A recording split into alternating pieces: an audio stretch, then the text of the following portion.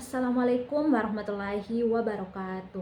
Salam sejahtera bagi kita semua. Salam Om Swastiastu, Namo Buddhaya, salam kebajikan. Perkenalkan, saya Nur Anissa dengan NIM 231010043 dari Prodi S1 Kesehatan Masyarakat, Fakultas Kesehatan Masyarakat, Universitas Indonesia Timur. Tugas ini diberikan oleh dosen saya atau dosen agama saya, yaitu Pak Kasman. Dalam kesempatan ini saya akan membahas tentang syariat.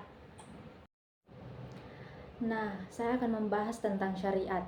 Syariat berasal dari kata syara'a yang berarti menjelaskan dan menyatakan sesuatu, atau dari kata asyir dan asyariatu yang berarti suatu tempat yang dapat menghubungkan sesuatu untuk sampai pada sumber air yang tak ada habis-habisnya, sehingga orang membutuhkannya tidak lagi butuh alat untuk mengambilnya.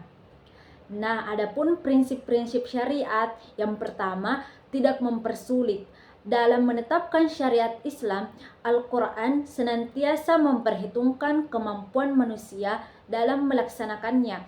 Itu diwujudkan dengan memberikan kemudahan dan kelonggaran kepada manusia agar menerima ketetapan hukum dengan kesanggupan yang dimilikinya. Sebagaimana yang diterangkan dalam surah Al-Baqarah ayat 286 yang berbunyi, Allah tidak membebani seseorang melainkan sesuai dengan kesanggupannya. Yang kedua itu mengurangi beban. Prinsip kedua ini merupakan langkah preventif atau penanggulangan terhadap mukallaf dari pengurangan atau penambahan dalam kewajiban agama. Al-Quran tidak memberikan hukum kepada mukallaf agar ia menambahi atau menguranginya, meskipun hal itu mungkin dianggap wajar menurut kacamata sosial. Yang ketiga itu penetapan hukum secara periodik.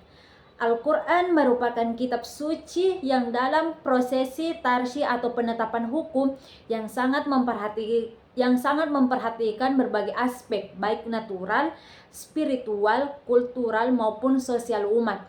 Dalam menetapkan hukum, Al-Quran selalu mempertimbangkan apakah mental spiritual manusia telah siap untuk menerima ketentuannya akan dibebankan kepadanya. Hal ini terkait erat dengan prinsip yang kedua, yakni tidak memberatkan umat. Yang keempat itu sejalan dengan kemaslahatan universal. Manusia adalah objek dan subjek legislasi hukum dalam Al-Quran. Seluruh hukum yang terdapat dalam Al-Quran diperuntukkan demi kepentingan dan perbaikan kehidupan umat, baik mengenai jiwa, akal, keturunan, agama, maupun pengelolaan harta benda, sehingga penerapan hukumnya Al-Quran senantiasa memperhitungkan 5 kemaslahatan. Disitulah terdapat syariat Islam. Yang kelima itu persamaan dan keadilan. Persamaan hak di muka adalah salah satu prinsip utama syariat Islam, baik yang berkaitan dengan ibadah ataupun muamalah.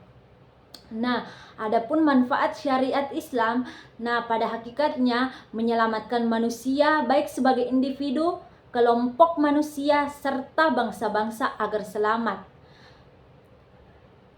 selamat dari kesesatan dan kerugian. Perjuangan Islam dalam bentuk gerakan berarti melakukan upaya keras bersama untuk menyebarluaskan ajaran Islam secara utuh atau kafah agar dipeluk oleh manusia dan dipraktikkan dalam kehidupan bermasyarakat untuk kebaikan nasib individu dan masyarakat itu sendiri.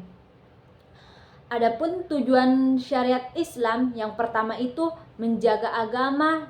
Maksudnya itu dalam peringkat daruriyat, yaitu memelihara, melaksanakan kewajiban keagamaan.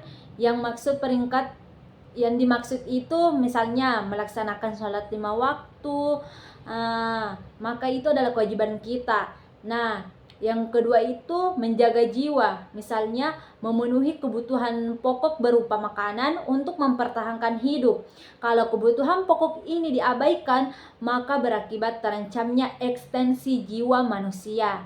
Nah, adapun yang ketiga, menjaga akal. Misalnya itu menuntut ilmu pengetahuan, sekiranya hal itu dilakukan, maka tidak akan merusak akal. Tetapi kalau tidak dilakukan, akan mempersulit diri seseorang dalam kaitannya tentang ilmu pengetahuan atau mengembangkan ilmu pengetahuan. Yang keempat itu menjaga keturunan. Misalnya ditetapkannya ketentuan menyebutkan mahar bagi suami pada waktu akad nikah dan diberikan hak talak kepadanya.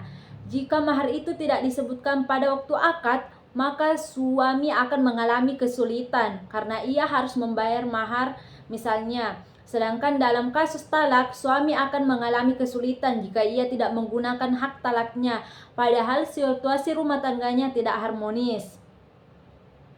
Nah, yang kelima itu menjaga harta. Nah, misalnya syariat tentang tata cara pemilikan harta dan larangan mengambil harta orang.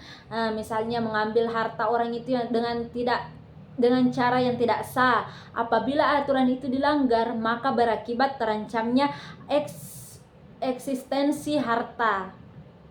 Nah, itulah yang bisa saya sampaikan. Wabillahi wal taufiq wal hidayah. Wassalamualaikum warahmatullahi wabarakatuh.